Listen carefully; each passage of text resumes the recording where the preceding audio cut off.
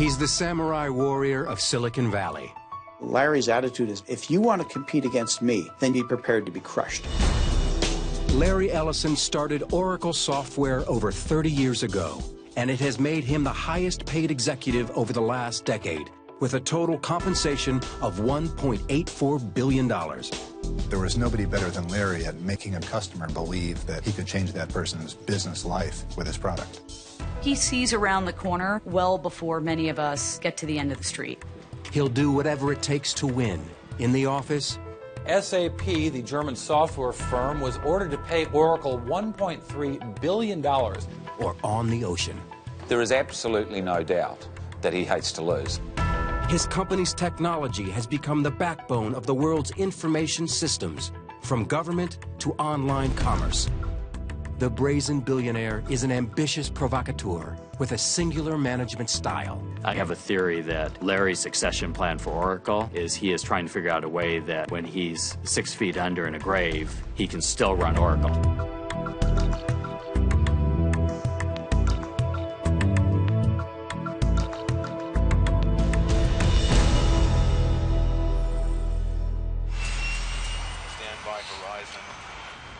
Captain? Loud and clear. Okay. If you know anything about Oracle's Larry Ellison, it probably goes something like this. I've got a Bugatti, the fastest car in the world. His home cost $200 million. The fastest sailboat that's ever been built. I'm addicted to winning. The more you win, the more you want to win. He's a high-flying adrenaline junkie and an unapologetic collector of expensive toys and real estate. That really takes my mind off of work. He spent $400 million to bring the 2010 America's Cup, the oldest active trophy in sports, back to America for the first time in 15 years. But his success comes from something far less flashy. Some of the world's most essential software. Tools you use every day, but probably don't realize that it's his company making them work. Almost everybody in the world uses Oracle. They just don't know it. If you do any kind of government transaction with almost any government in the world, any business transaction with almost any internet business in the world or any traditional business, if you have a credit card, if you have a cell phone, if you have any of the modern things in life, if you live today, I think you probably use Oracle. Larry Ellison arguably created the most important computer software you never heard of. He was the man behind the curtain for a tremendous change in the way we all live. Ellison remained behind that curtain when we tried to reach him to participate in this program. Born in the Bronx in 1944, Ellison grew up in Chicago. When he was 12, his father bluntly gave him some surprising news. My dad just said right before dinner, oh, by the way, you were adopted, and we're having meatloaf tonight. It was so shocking, I just put it away and thought about it for years, without really, confronting all and realizing all of the implications. He dropped out of college twice. Ellison was a mediocre student and disliked formal education. Mike Wilson is an editor for the St. Petersburg Times and interviewed Ellison extensively for his biography. Larry was not interested in following the rules at school, in the family, or anywhere else. Larry needed to get out from underneath the shadow of Lewis Ellison and prove to his father that he could make something of himself. His flair for the fast lane was obvious early. Larry went out and bought himself a turquoise blue Thunderbird. He was a stylish guy. He wanted to impress people. He got in that car and he drove it to California. Larry Ellison was a young man with a great deal of potential. His trip to California was critical to who he would become. Ellison settled in Berkeley and set out to make a living writing code. In 1973, he worked at the computer electronics maker Amdahl. There, he met Stuart Fagan. They've remained friends for over 35 years. I went into my cubicle the first day I worked there, and across the hall were a couple of guys who never seemed to do any work. They just talked all the time. And one of them did nothing but talk about himself, how smart he was, how stupid everyone else was, and how he really ought to be running everything. And that was Larry Ellison. Ellison was a talented but impatient programmer, desperate to find something of his own to control. To say he had the attention span of a tumbleweed is to overestimate it. I would say more the attention span of a lightning bolt. But his attention focused when he landed a job at a company called Ampex. Ampex was struggling with a project funded by, of all places, the information-driven CIA. The project was codenamed Oracle. The CIA needed a system to store and retrieve vast amounts of foreign intelligence, concerned with its various sensitive operations and missions. For Ellison, it was the job of a lifetime, and would plant the seeds for his future. In the 1970s, information storage meant putting data on reel-to-reel tape, which was just too slow and inconsistent for the CIA, and too slow for Ellison. He left Ampex and later started his own company with his friend and programming genius, Bob Miner. Bob and Larry were a perfect odd couple for Silicon Valley. Bob had all of the engineering smarts, the technical ability. Larry, on the other hand, had the sales ability, the visionary ability, the ability to go to a customer and explain, here's how your business can change. With this original handwritten sign and $1,200, they started Software Development Laboratories, or SDL. Ellison recruited friends Ed Oates and Stuart Fagan to help program. He did want me to join him, and he's going to start some kind of company, and I thought that was the stupidest idea I'd ever heard, because Larry wasn't famous for finishing things. I used to say he's a total flake and he'll never amount to anything, and I was half right. Ellison's new company needed a product. And after reading an obscure IBM research paper, he thought he had it. A method of sorting information that was vastly superior to anything that had come before. It was called a relational database. According to Gary Bloom, who worked with Ellison for 14 years, it was a complex name, but a simple idea. Relational database, what is it? It's a collection of data and information that's very simply put into a format that makes it very easy to search and find that information. It's nothing more complicated than that. IBM didn't see the potential of what they had. Ellison did. I said, oh my God, we can beat IBM to market because IBM doesn't believe in their own idea. Ellison believed and asked programmer Bruce Scott to start writing code. For me, it's just cool technology and kind of fun, but for Larry, he saw a company out of it. He saw a market out of it. We weren't sure Larry was right, but we needed the jobs, and it was a struggle all the time. Larry was under a lot of pressure to get some money in somehow.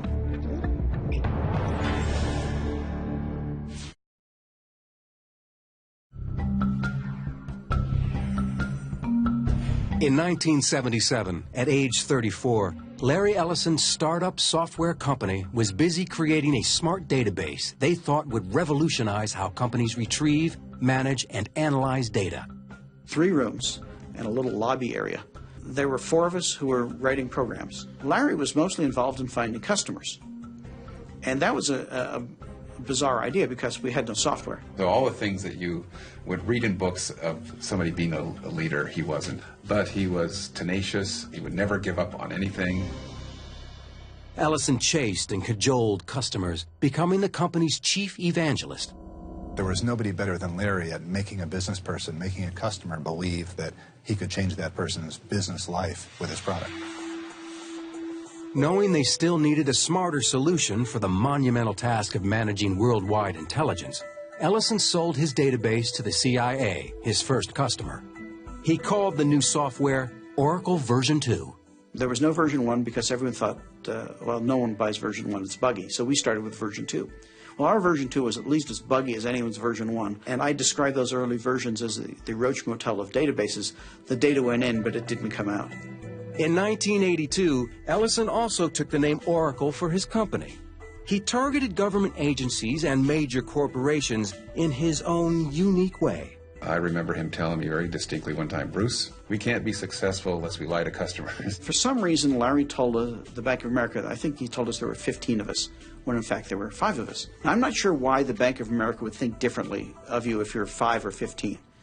But Larry had given them a number which was a little larger than reality. Ellison also was sharpening a sales philosophy rooted in a trip he had taken to Japan in the early 1970s. I was in Japan, and I was talking to a Japanese business executive, and he told me, that the problem with America is that we just have no stomach for competition. In Japan, we believe our competitors are stealing the rice out of the mouths of our children, In Japan, we think anything less than 100% market share is not enough. His take-no-prisoners approach became known as the Oracle Way. The Oracle Way in the early to mid-'80s was just to win, almost by any means necessary. Larry's attitude is, if you want to compete against me, then you better be prepared to be crushed, or don't compete against me. His product, the Oracle database, took off like a jet fighter in one of his ads. And in 1986, Oracle went public. His 39% stake in the company was worth a stunning $93 million. The IPO was a huge hit, but was overshadowed the very next day by Microsoft's public offering, which made Bill Gates' stake worth a whopping $350 million. In 1989, Ellison moved Oracle to this mammoth campus in Redwood Shores, California, which became known as the Emerald City, a reference to the Wizard of Oz, or as one newspaper described it, Larryland. And everyone knew who was the wizard.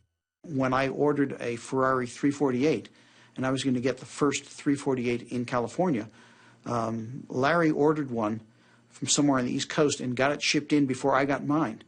He didn't want to be the second one. He wanted to be the first one. His obsession to be first took its toll.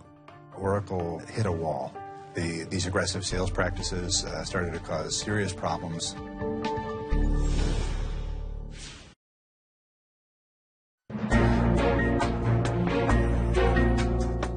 Oracle's aggressive sales practices in the 80s turned the company into an accountant's nightmare. The sales force was so aggressive, so willing to close a deal, and there were so few business controls over the makeup of those deals. Then we started having the problem of we certainly signed some bad contracts. They were also selling products that hadn't yet been created. Oracle was selling a lot of futures, so you were taking a lot of money in, a lot of revenue in for future deliverables. Well, then the question comes, when you finally have those deliverables, now who do you sell them to? You already sold it to everybody.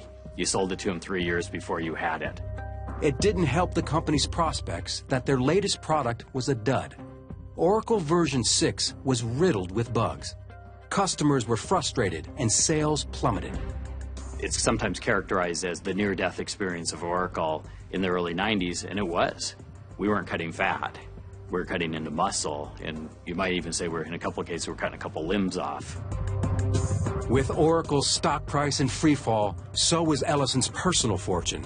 By November 1st, 1990, he had lost $790 million. His company was nearly $1 billion operation, and it was failing.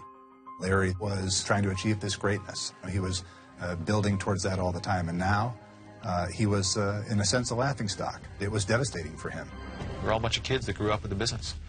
And we weren't kids anymore, and the business wasn't a little business anymore, it was big business, and we had to replace virtually all of senior management. And it was a very painful process.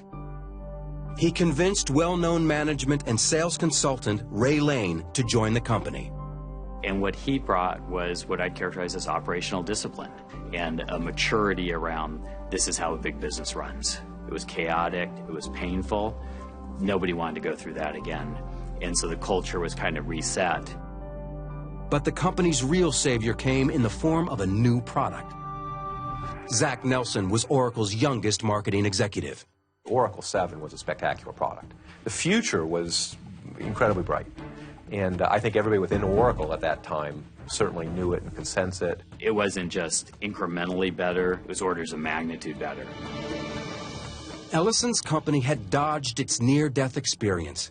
In 1994, Oracle revenues passed the $2 billion mark, and his stock, as a result, was worth nearly $3 billion. For Ellison, that wasn't nearly enough. To become software's sole heavyweight, Ellison knew he had to pick a fight with the reigning champion, Bill Gates. He seemed to be personally disappointed he wasn't wealthier than Bill Gates. It's the scorecard. And if you weren't number one, if you weren't richest, you weren't on the top, you weren't the best. It was the scorecard, and he was losing. I think that Larry thought he was in tremendous competition with Bill Gates, and maybe Gates didn't think so much. Larry wanted to be recognized as the greatest innovator, salesman, evangelist in the world of software. And he had a steep battle going up against the guy who would put his software in every single personal computer practically in the world. Ellison was fixated on Gates. He would later admit publicly to hiring private detectives to dig up dirt on him.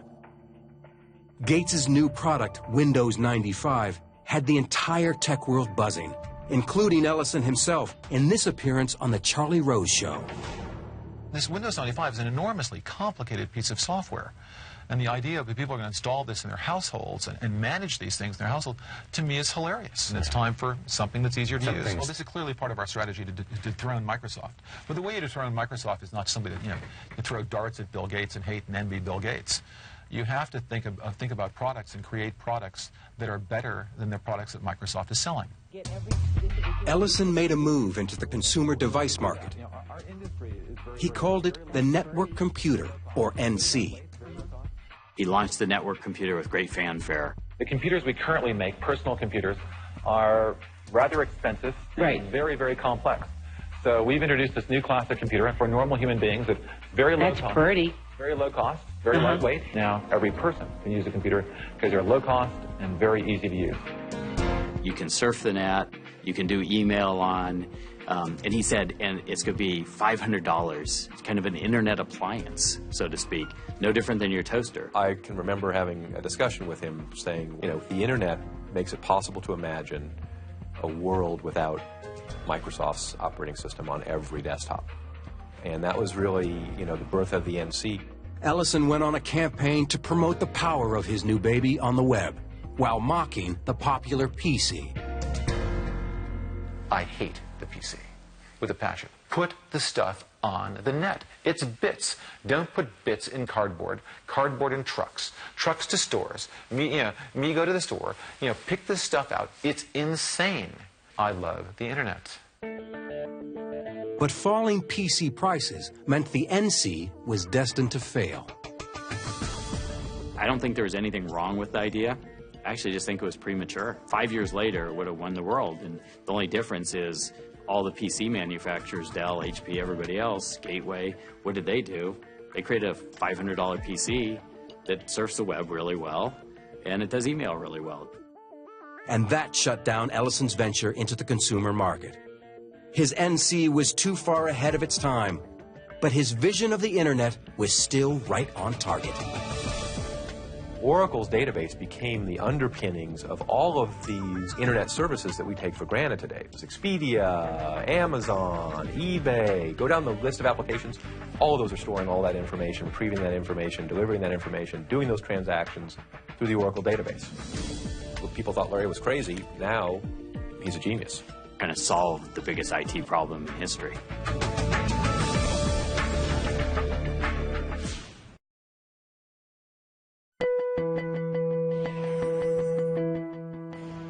By 2000, Larry Ellison's company, Oracle, was among the elite tech companies in the world. But internal struggles would soon force out the company's president and chief operating officer, Ray Lane, who had risen to second in command and heir apparent. He described the culture at the company he left. It wasn't good enough for a salesman to make their quota. They had to make 200% of their quota. It was, the top 10% get rewarded millions, and everybody else, falls by the wayside. They're weak soldiers, shoot them. A departing Lane said he didn't fit into Oracle's system and that the only person making decisions at Oracle is Larry. Lots of people that transitioned in and out of Oracle got confused who was in charge. And that's a pretty volatile, that's like a galactic collision, where two stars hit, and it's a pretty violent explosion. Oracle, the company, was on a roll, but was lagging behind in one key area. We're still fighting to be relevant in the applications world. We're the #2 application provider in the world, and we're #2 in ERP behind SAP. Boy, this #2 is getting old. We're #2. Not for long. We're #2 in CRM behind Siebel, but we're growing faster than SAP, and we're growing faster than Siebel, and we're determined to become #1 in applications like we're #1 in database. To get to #1, Ellison needed to do something his company had long avoided: buying new technology through acquisitions. When he came to that conclusion, he opened his wallet and bet far bigger than anyone else did. And in fact, he did it far faster than anyone else did. Ellison wanted to bundle new application software with Oracle's successful product line. In 2003, he targeted the company PeopleSoft in a hostile takeover attempt. The Department of Justice sued Oracle on antitrust grounds, charging the takeover would empower the company to illegally raise rates and impair innovation. After a year-and-a-half-long battle, the courts sided with Oracle. Ellison finally acquired PeopleSoft for $10.3 billion. It's very rare that someone gets sued by the government and they actually win. You know, I mean, it's just another testament to this guy's tenacity. Most guys would have maybe walked away from that. Instead, Ellison stepped it up. Over the next 5 years, he would spend close to $34 billion acquiring 52 companies. Heather Bellini is Senior Managing Director of the Technology Research Team at International Strategy and Investment Group. She has covered Oracle since 2003. He started looking out and seeing how the landscape was changing and how the carnage that was done to some of his competitors was going to give him an opportunity to go make some acquisitions and buy some technology where he was behind. And he really was the one that started the whole M&A trend within the technology industry. Ellison's appetite for acquisitions accelerated in 2009 with his $7.4 billion trophy purchase of the prominent hardware company Sun Microsystems. But in 2010, his eyes were on another trophy, a decade-long $400 million obsession. BMW Oracle Racing was launched in 2000 for Ellison's run at the America's Cup. It may be the oldest active prize in international sport, but what Ellison created was entirely new. The boat is a trimaran. It often appears to be nearly flying, with only one of its 3 hulls actually in contact with the water. The oceans have never seen anything like it. There is absolutely no doubt that he hates to lose. There's no doubt of that at all. Grant Dalton has competed against Ellison on the America's Cup circuit. My recollection in racing against him, and we will race against him in the future, is this is a man that's very determined to win. On Valentine's Day 2010, Ellison brought the America's Cup back to the United States for the first time in 15 years. He celebrated with his now ex-wife, romance novelist Melanie Kraft. It was his 4th marriage. The old samurai warrior re-emerged when his friend Mark Hurd resigned as CEO at Hewlett-Packard amid allegations of sexual harassment and expense account irregularities. Ellison was outraged. He attacked the HP board of directors. He said, quote, the HP board just made the worst personnel decision since the idiots on the Apple board fired Steve Jobs many years ago. Exactly 1 month later, Ellison stunned the business world when he turned around and hired the ousted executive. The Silicon Valley soap opera continued when HP named Leo Apotheker as its chief executive. His former company, SAP, is Oracle's biggest rival in business software. SAP and Oracle had been locked in a nasty 3-year copyright infringement case that ended in November 2010. SAP, the German software firm, was ordered to pay Oracle $1.3 billion. It was the biggest settlement ever for software piracy. Larry Ellison's brawl had drawn new blood on the information technology battlefield. And as always, he is more determined than ever to win. Larry Ellison is pretty similar to the New York Yankees. They're the team you love to hate. And as a competitor to Larry Ellison, I'm sure that he's the person that people love to hate, just given how successful he's been. While most visionaries you think are sort of just talking off their hat and saying, oh, this is how the world can be, you know, Larry sees how the world can be, and then he actually tries to make it that. He started with a $1,200 stake in a little company, and by sheer force of will and persuasion, he built it into one of the giant software companies of the world.